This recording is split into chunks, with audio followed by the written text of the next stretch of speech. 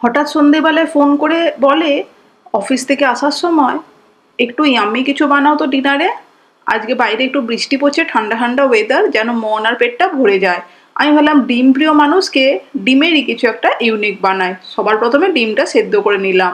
ডিমটাকে এরকম করে কুচি করে নিলাম, তার সঙ্গে একটু গোলমরিচ, একটু চিলি পাউডার, একটু কর্নফ্লাওয়ার, একটু টমেটো কেচাপ, একটু সামান্য নুন আর একটু জল দিয়ে ভালো করে মেখে নিলাম, যাতে ভালো করে একটু গোল গোল বড়া ভাজতে পারি। এরপরে সাদা তেল গরম করতে বসিয়ে দিয়ে ডুমো ডুমো করে একটু বড়ার আকারে ডিমগুলো পকোড়া বানিয়ে নিলাম। গোল্ডেন ব্রাউন করে 2 থেকে 3 মিনিটের জন্য লালচে করে ভেজে নিলাম। তুলে সাইডে রেখে দিলাম পকোড়াগুলো।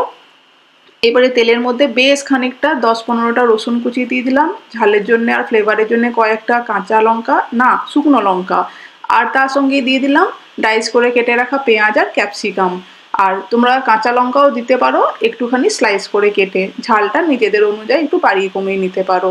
একটু আমি চিলি সস দিলাম, একটু ঝাল টমেটো কেচাপটা দিলাম, আর তার সঙ্গে শেজওয়ান চাটনি বা শেজওয়ান সসটা 1.5 চামচ দিলাম। সব কিছু নেড়ে নিলাম, ভালো করে মিক্স করে কর্নফ্লাওয়ার জলের মধ্যে গুলে দিয়ে দিলাম, আর একটু বেশি জল দিয়ে ফুটিয়ে নিয়ে দিয়ে দিলাম ডিমের পকোড়াগুলো। আবারও 2 মিনিট একটু ভালো করে নেড়ে চেড়ে নামিয়ে নিলাম। ডিমের চিলি এগ রেডি হয়ে গেল, ফ্রাইড রাইসের সঙ্গে সার্ভ করে দিলাম। দারুণ খেতে হয়েছিল।